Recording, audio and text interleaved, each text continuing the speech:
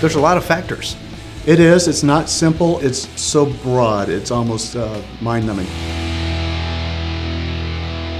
Hi, I'm Lee Labrada, and I am here with my friend, Dan Gartney, who is a medical doctor and one of the most prominent researchers in the area of athletic performance. And we're here today to talk about carbohydrates. Now, Dan, I can't think of a more controversial topic than carbohydrates because there's people that say, hey, eat a low-carbohydrate diet if you're trying to get lean, and others that say, no, you need higher carbohydrates. What's your take on the whole thing? Lee, it's so broad, it's almost mind-numbing. Typically, when we're talking about carbohydrates, we're not talking just about sugars. Everybody thinks about, the table sugar or glucose, which is also called dextrose, or the maltodextrin that's in the labels, because when we read the labels, we see total carbohydrates, total sugars. You have three components in your diet. That's carbohydrates, proteins, and fats. Okay? We have found that you can get by with very, very, very restricted carbohydrate intake. And that's actually the basis of what was called the ketogenic diet, and still is called a ketogenic diet, that was extremely successful for fat loss for many, many people. And it has been used even to control conditions such as epilepsy. Interesting. So people have been on it for a long time. The issue with ketogenic diets is you also have to keep a fairly restricted protein intake to reach ketosis. Now there's a fascinating area called ketone supplementation that's just being emerging, but we won't get into that. So your carbohydrates are not necessarily essential for your body to take in. The reason for that is we can make sugar in our liver from other components that will help us through a process called gluconeogenesis. So our body will maintain a certain sugar level. You have to have a certain amount of sugar for your brain to run, for instance. In your blood. You need to have a certain amount of sugar for your brain to function. And you're saying then that even if you're on a low-carbohydrate diet, your body will take, say, things like protein and convert them to the sugar that you need. And it may even rob the protein from your muscle if you're not taking in enough calories and enough dietary protein. So you got to be careful if so you're on you really have to balance if you're going on a low carbohydrate because you diet. could end up with muscle loss. You certainly could. And you could also end up with fatigue and your cognitive abilities, your mental functions could slow down. You become more irritable, your mood could change, things like that. So does that mean that a person should take in some complex carbohydrates if they're training with weights, for instance? Well, what we talked about was an example of weight loss or fat loss or controlling conditions such as epilepsy. Now the question is, I'm an athlete. I'm a performance athlete. Most of the research has been done looking at what bodybuilders would consider a very high carbohydrate intake of around 55%. Now, most bodybuilders will never take in that much sugar. Right. And by sugar, I'm using sugar synonymously with carbohydrate. Okay. When you do that, you get a huge release of insulin, and you tend to store carbohydrates and store calories more easily. Okay. You also tend to make fat because you don't need the fat released. You have all this available immediate energy from the carbohydrates you're eating. Okay.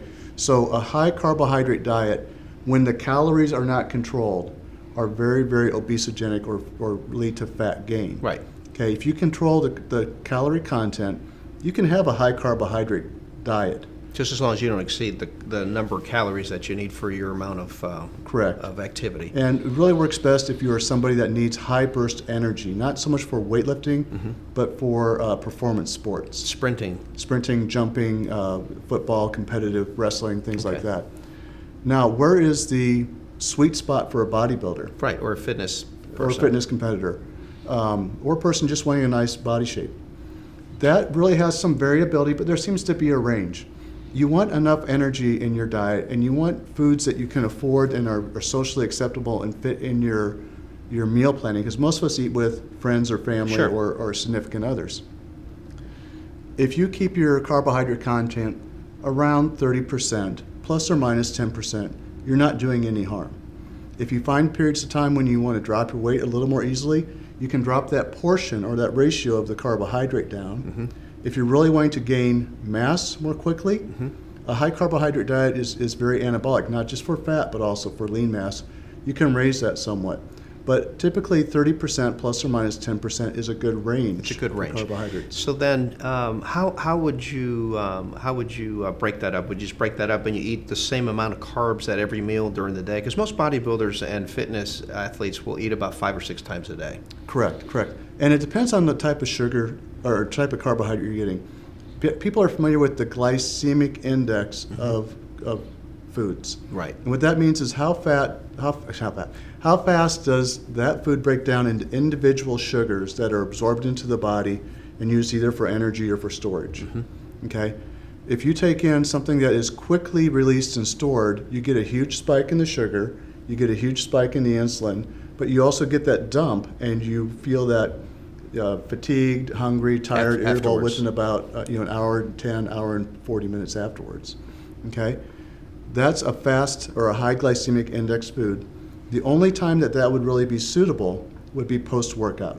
Okay. Because you want that immediate rush of energy in there. So right after the workout, glycogen. a big amount of carbohydrates is acceptable. And the rest of the time, the rest of it just kind of spread out. Right, because the rest of the time what we want to do is provide energy as needed to the body. And we need energy consistently throughout the day. And so if we can provide the energy through what they call a low glycemic load, so that can be either a low amount of a fairly sugary food or a higher amount of a somewhat starchy food that's released slowly over the day. So the starchy or carbohydrates would be things like sweet potatoes, oatmeal? It depends on what you accept.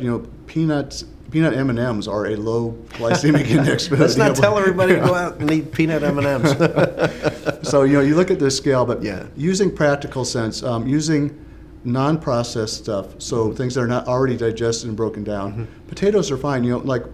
Potatoes that are mashed and are fried or things like that are not good for us, even though they might be somewhat low glycemic index. If you stay with a natural carbohydrate source, you're doing fine. Vegetables are very low glycemic index, and you can eat a considerable amount. You get the fiber, the bulk, and you get a slow release of moderate amounts of carbohydrates.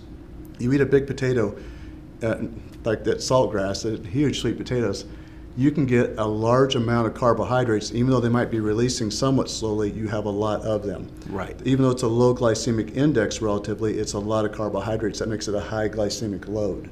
Okay. So that's the things you watch There's for. a lot of factors. It is. It's not simple. The thing with carbohydrates is don't avoid them. Don't overeat them. Okay. Find your range. Moderation. And try to avoid the things that you know are a treat. Moderation and stick with the more complex carbohydrates, those that ideally except for post-workout. Except for post-workout, where we do the simple carbohydrates, the fast-acting, fast-absorbed carbohydrates. Dan, thank you so much. That helps to clarify some of the ideas surrounding carbohydrates. If you found this video tip useful, please tune in and watch the other video tips with Dr. Dan. And please go to Labrada.com and sign up for our free email newsletter. We've got over 100,000 fitness athletes and bodybuilders that are reading it every week and using it to get into their best shape ever. You're going to find videos, you're going to find recipes, you're going to find articles on training, nutrition, motivation. Make sure that you check it out. And thank you so much for watching. I'm Lee Labrada with Dr. Dan Gartney.